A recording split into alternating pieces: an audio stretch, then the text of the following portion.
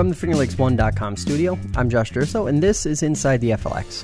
Over the last several months, Seneca County has seen a great deal of change. Turnover in the county manager's office, leadership changes within some departments, and of course, a number of important issues before the County Board of Supervisors. Our guest this hour is Acting County Manager Mitch Rowe, who previously served as Director of Planning, then County Manager in Seneca before leaving prior to the start of the Sheppard administration. We're going to cover a lot of ground in our conversation with Mitch this hour, but before we do, a quick message from today's show sponsor, Midday, Mears and Ricky, the Finger Lakes personal injury attorneys. We'll be right back with that conversation and a whole lot more. Stay tuned.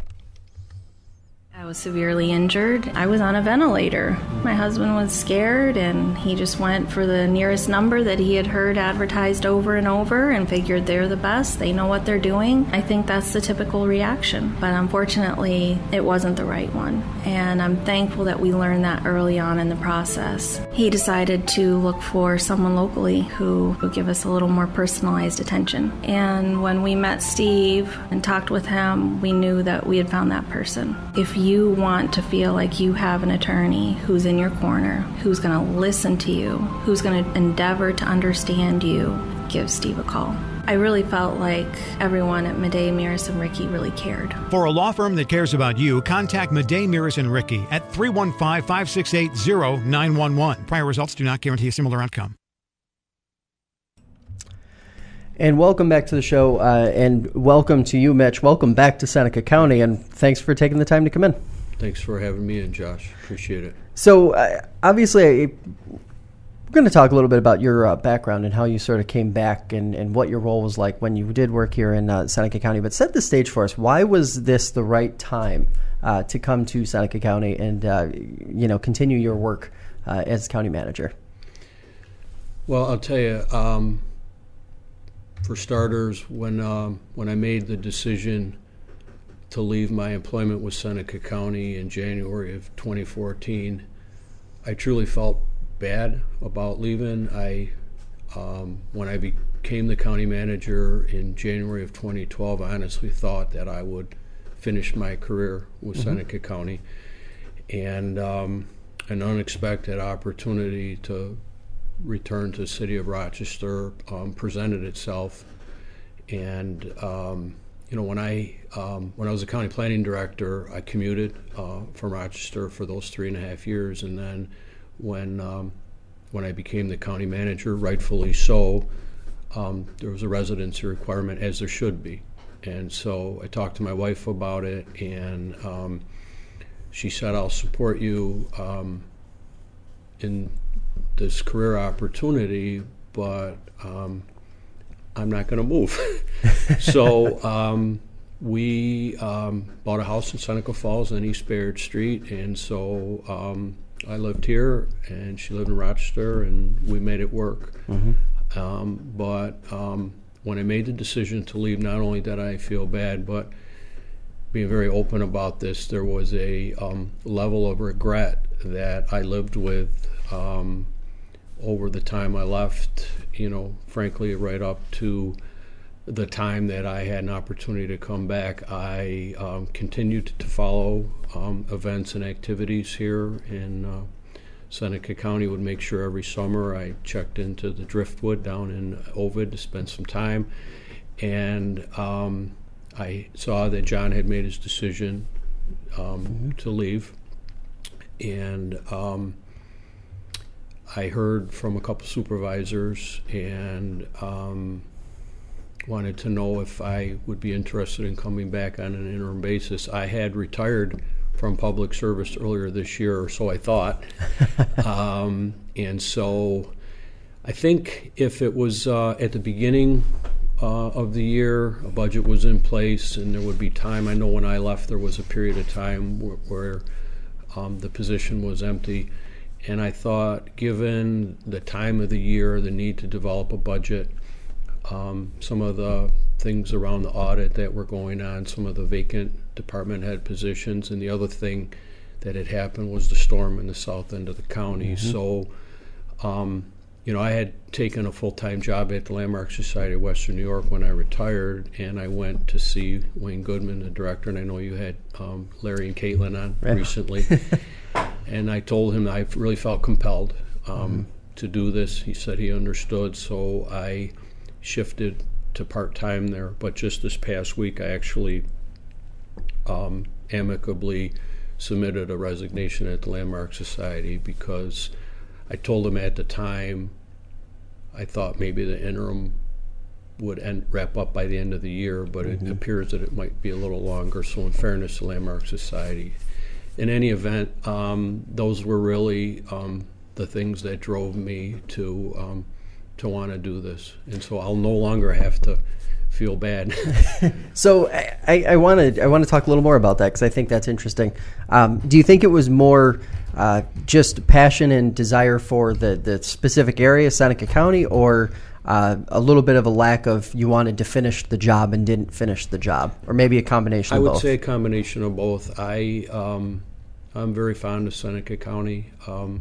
Of my almost 37 years in public service, just shy of 6 of them were here, and they were amongst the best years of my career, to be quite honest. Mm-hmm. Okay, so let's fill some of the timeline gaps. When you weren't here, when you were working in the city of Rochester, after you were county manager here, what was the title or what was the job description of that work? When I left to go back to City of Rochester in January 14, the position that Mayor-elect Warren offered me that I accepted in return was Director of Planning and Zoning. So from January of 14 until July of 15, I was the Director of Planning and Zoning, and then I moved into a position in the Department of Environmental Services. They went through a reorganization, and the position Director of Buildings and Parks was established, and so I had oversight of the Blue Cross Arena, the Rochester Convention Center, the Port of Rochester and the Marina, maintenance of all the city parks, city forestry, Mount Hope Riverside Cemetery, and a number of other things. And so that was the position that I held from July of 15 until April of this year, when I filed my retirement papers. I was eligible to retire as of last October, and it felt like the right time to go. So I want to dive into some of that experience. How do you think that translates now that you're back in Seneca County, and that experience that you had, obviously Rochester, much larger scale than Seneca County, but some valuable lessons, I'm assuming? Yeah, being working in buildings and parks, I think one of the relevant things to now at this point in time in Seneca County is one of the pending issues before the board and the county as an organization is the completion of the facilities master plan upgrade, which has been underway for I think about 2 years now. And I know from some of the board meetings that you've attended, mental health department is the biggest unresolved issue, anywhere from 12 to 15,000 square feet that Margaret Morse, the director, feels that she needs for what's clearly been a growing department, whether it's the opioid crisis or other kinds of mental health needs. Margaret has been very adept at securing outside funding to support these activities without having a substantial net county cost, and so she deserves a lot of credit for that. To a lesser degree, Board of Elections, maybe 911. There's a couple of other departments, so it remains contentious isn't the right word, but I think there are differing views at the board level, and at the end of the day, the board sets the policy and makes the decisions. And so I'm hoping that over the next few months we can get some clarity on whether we will be keeping Thurber Drive and putting some money into that, or whether we're going to look at the possibility of the Bonadent building or coming back to the county office building. There's a few things we're doing at the staff level to try to put a little more meat on the different options with some dollar amounts so that the board can hopefully be in a better position to make a decision. They will need to make a decision. And I went to the Community Services Board meeting a couple weeks ago, and I told them that my sense, and I'll tell you now, is that I think by the first quarter of 2019, that would be my goal, that we would have some clarity and, more importantly, some consensus on how we're going to finish that up. So that, kind of a long-winded response, but, having worked in facilities for the last few years, hopefully I can, be of some help. And I think that's an important point you brought up, because my next question was, if you were going to describe your management style, what would that look like, or how would you describe that in terms of having to work with the board and having to work with department heads and sort of being that go-between? Well, maybe just one quick story. When I was the county planning director, and I don't know if you remember Suzanne Sinclair. Suzanne was the county manager before me, and I was interviewing with the board. One of the questions that came up is very similar to the question you asked me now, and we have a board of supervisors, form of government, and they are the governing body, and they can't be involved in every day-to-day decision. That's not practical, and I think there's sometimes the line is clear, sometimes it's fine on when you got to go to the board or when you make a decision that they hired you to make. So I would say my style in terms of here in Seneca County before and now, respectful of the board as the principal policy-making body, not wanting to bother them with decisions that ought to be made at the staff level. I feel I support the department heads, and also that I'm there for them. I don't micromanage. I never have been. And so trying to be supportive, and I feel I don't do everything right. Let me say that right now. I make at least one mistake every day, but I do feel that I do try my best to respect the board as the principal decision makers, and then to support the departments, and then step in where I need to. So you mentioned people, and I think that's a great segue to our next sort of discussion topic, which is retaining workforce. That's something that obviously the county, the board has been wrestling with for the last couple of years. It seems like the situation's improved quite a bit from what it was, a year and a half, 2 years ago, but still seems like a little bit of improvement is possible or doable. Where do you sort of assess that situation right now? And what do you see over the the next year and a half? Couple initial thoughts. 2 of the 3 bargaining unit agreements were resolved before I came back, and while I have not sat down to read through them, my understanding is that 3% raises were incorporated into those agreements.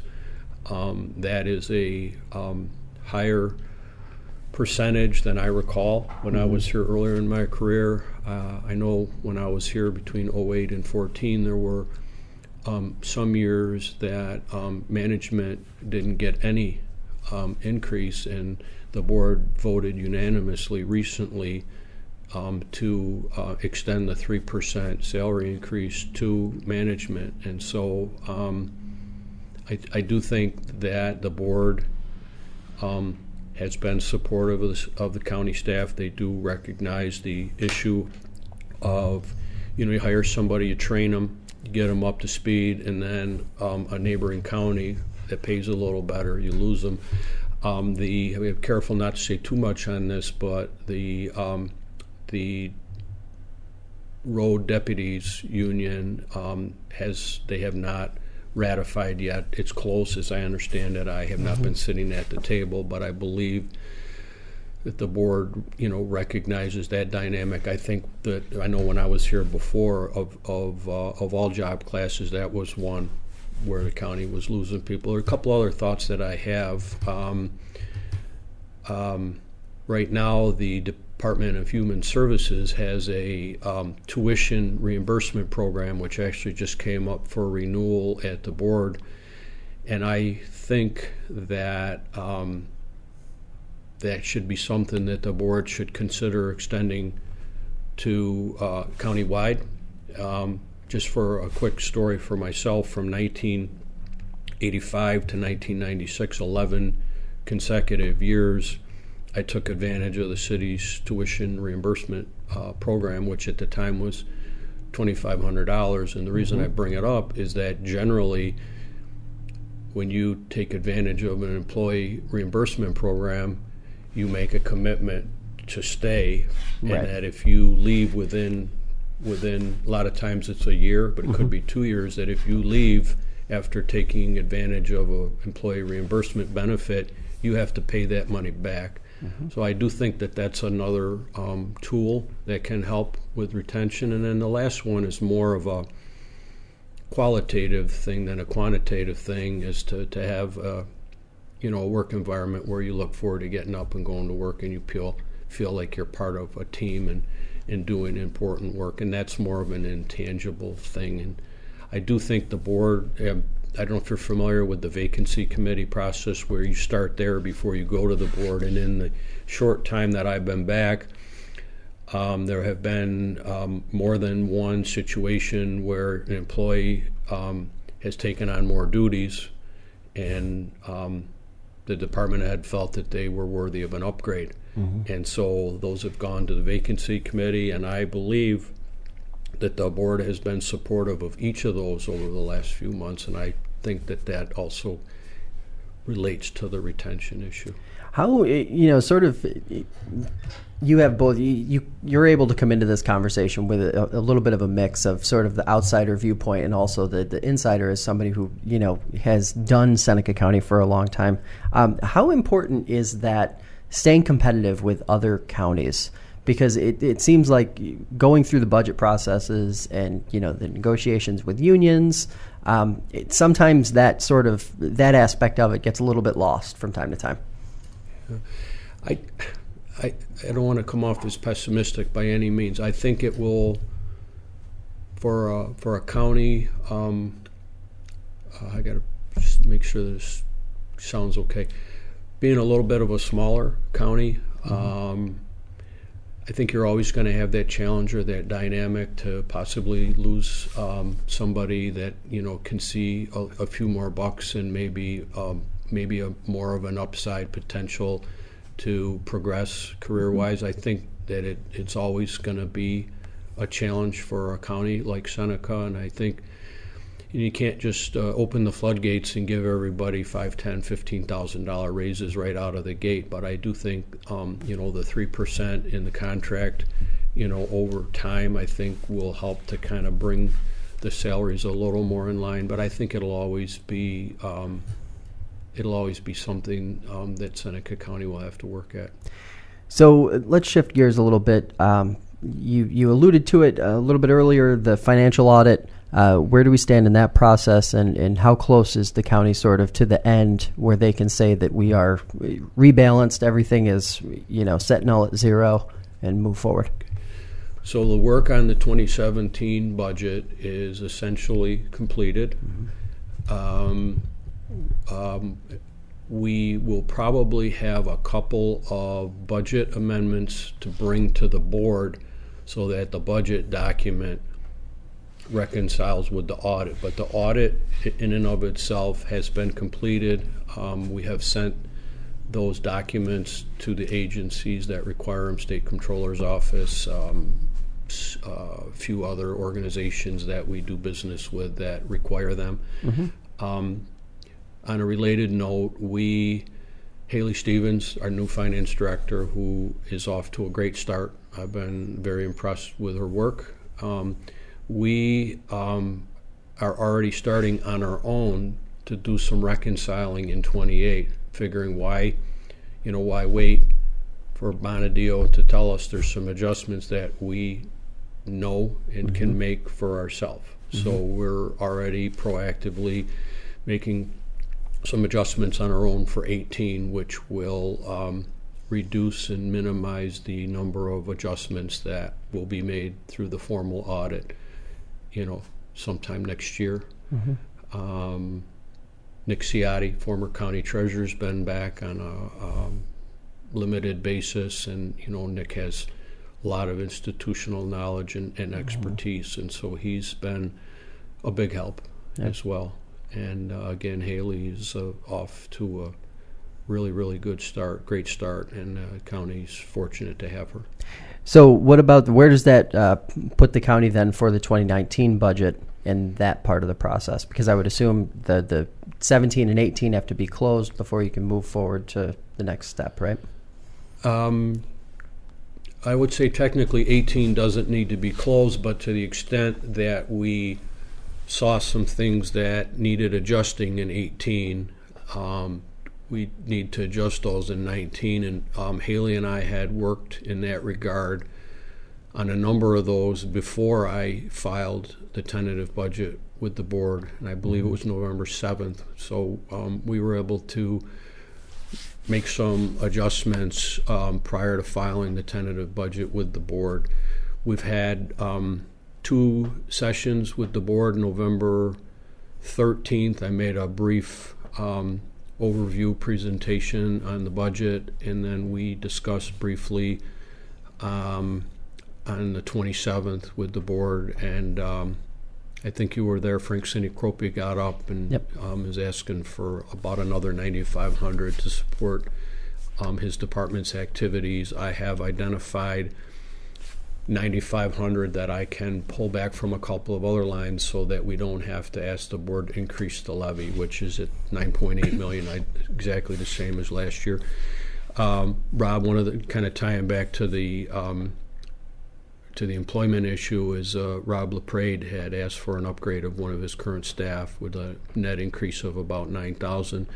Rob and I have worked together, and he can utilize some 18 money on a couple things he was going to do in 19, so that's going to be a wash and not, result in having to bump the levy up.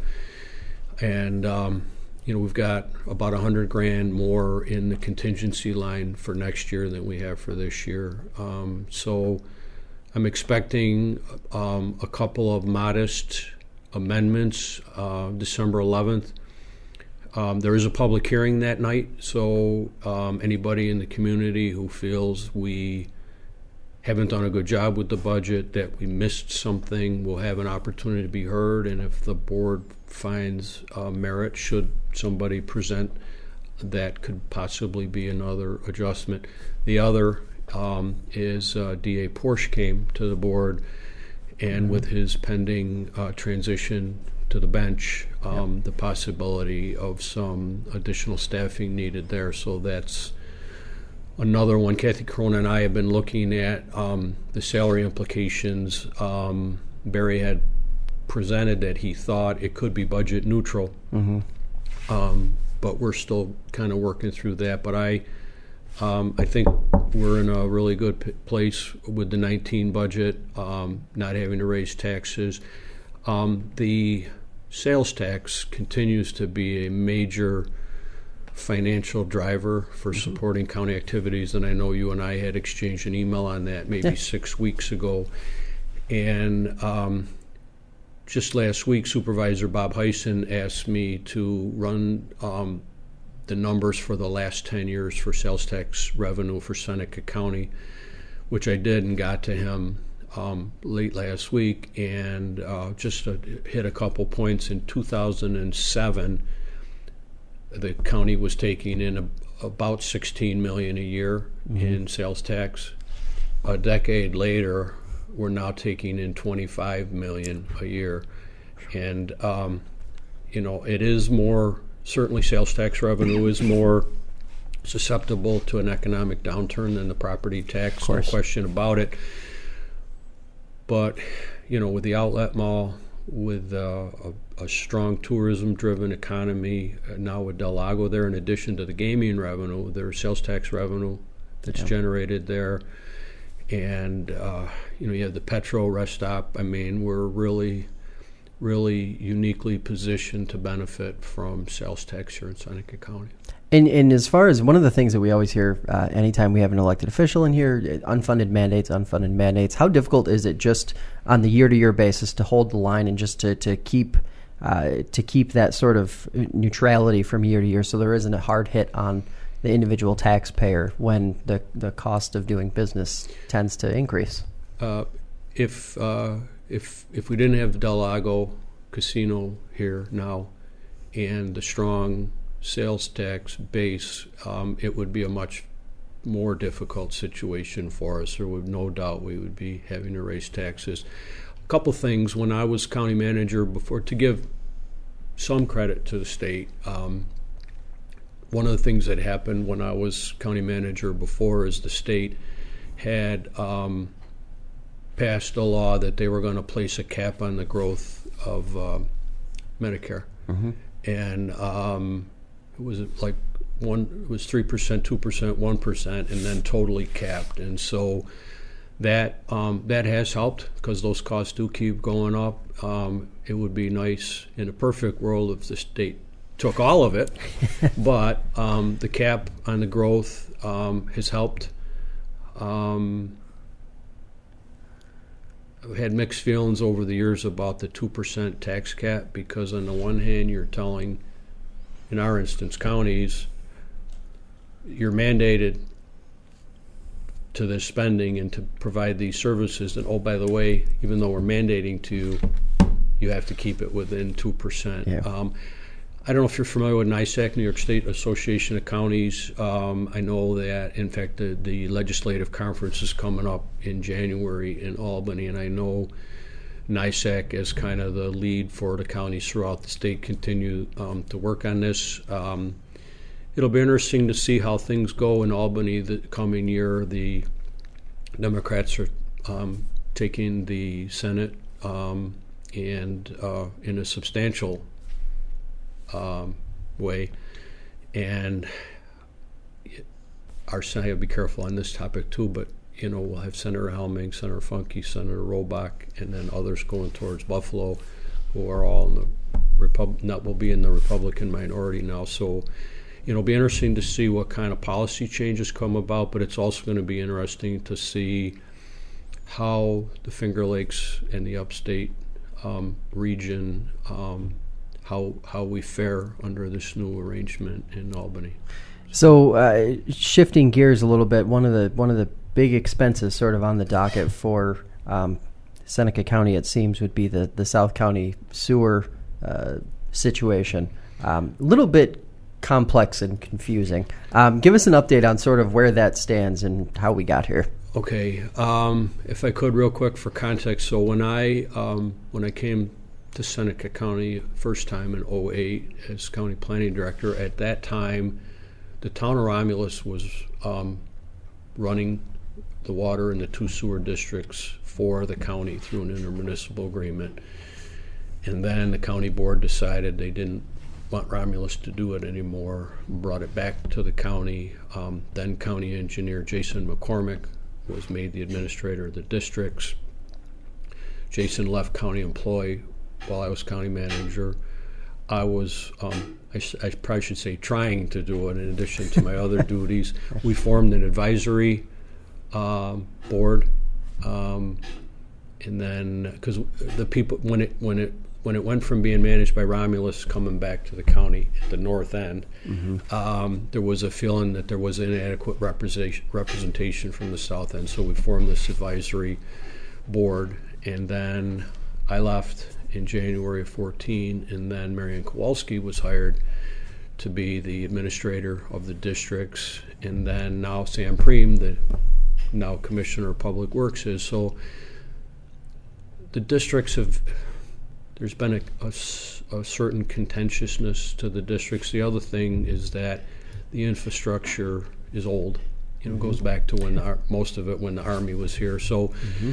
There's clear upgrades. To be honest, I'm not totally up to speed since I've been back. I've been relying on Sam as the administrator of the district, but my understanding was that the plan that Mr. Sheppard and then with Sam coming on board had envisioned was essentially a consolidation of Sewer 1 and Sewer 2 as a part of this, I believe it's consent order with DEC. So the plan to make the upgrades, to try to seek the grant funding and to make the upgrades was a combination of the two districts.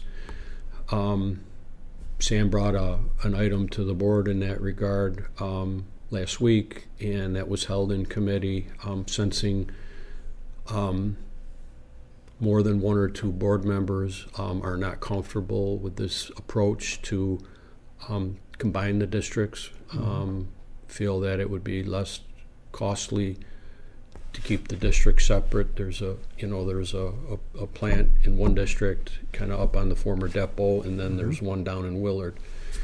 So the board has directed Sam to get with the DEC to let them know, this was my takeaway, to let DEC know that the board may not want to go in a direction of a consolidation, and then revisit what necessary upgrades would be without the districts being combined with one larger plant. So I know Marianne reached out to our Senate and Assembly delegation asking them to convene a meeting.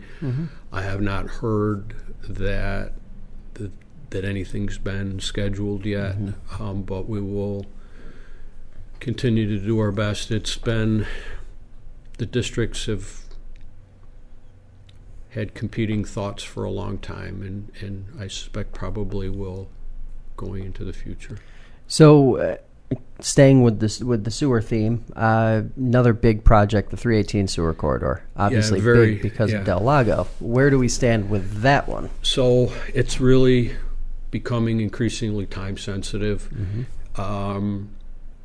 It involves 3 towns in the county through a multi-municipal, intermunicipal agreement. Seneca Falls Town Board did pass 5-0 authorizing Supervisor Lazaro to sign for the town. My understanding, and I hope I get this right, is that Tyre and Junius their boards have not yet taken a vote, and the Seneca County Board of Supervisors has tabled it.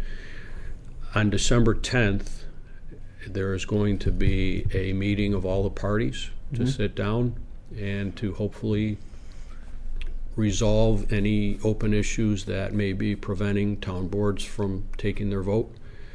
And it's really, really important that the parties all come to terms and get these agreements executed before the end of the year. That's the reality that I'm operating in.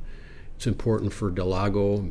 I understand they're going to be looking to do another hotel next year that would need this.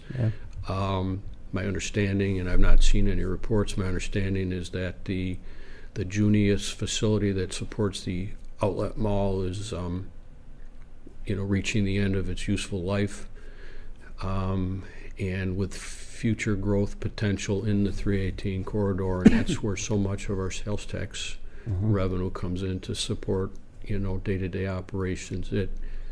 It can't be overstated, the importance of getting this resolved and done. So I guess with all of that sort of background on those individual projects, my sort of last broad question for you is, why don't we see more water and sewer authorities where there is a sort of an objective third party taking on the responsibility of these sort of sometimes contentious matters? A couple thoughts. When I was here before, there was some talk about an authority informally, in the community, and with some members of the board. There was a little bit of discussion at the board level about it. Back then it was a non-starter. I think in many respects it may still be, and I'd be choosing my words carefully on this. I think one of the things that has to get reconciled if Seneca County collectively, the 10 towns and the villages, were in support of this, is you give up control. Quite frankly, you give up control, and I think that's an issue that people have to come to terms with. And despite the contention, giving up something you control now is not always easy, and that's not just in government. I think on an upside, I think an authority would be a fresh start. It might take some of the contention away. But the 14 members of the County Board of Supervisors, 10 of whom are also town supervisors, they would not be in control anymore. An authority would be, and I think elected officials, maybe all other things equal, may be more responsible to constituents and to the public than a board that's not elected, they're appointed. So we'll see, I guess. But, I don't gamble anymore, but if I was a gambler, I don't know if I would take that bet that it would happen. My last question for you is, if you had to isolate one thing, pick one thing that you're really looking forward to getting sort of on the right path in the next 6 months or so, what is that one or maybe two things? Well, one thing that has been a bonus for me coming back, and this is probably not at the top of the list in terms of day-to-day county operations, but we had done the Sampson Veterans Memorial Cemetery when I was here before, initially as county planning director and as county manager. I lived and breathed that for most of my time. My father's interned there, and the county now has another $3+ million to do the next phase of that work. So it's important to me personally and professionally, so I'm looking forward to that. Beyond that, in terms of succession and future stability, Frank Fisher, longtime county attorney, is retiring in a little over a month. Kathy Corona, our personnel director, is retiring in March. Melissa's back in emergency management. Haley's in place now. We talked a little bit before we went on the air about the number of county managers that Seneca County's had, and I've been a part of the 5 and 7 years, it might be. Yeah, I think somewhere around there.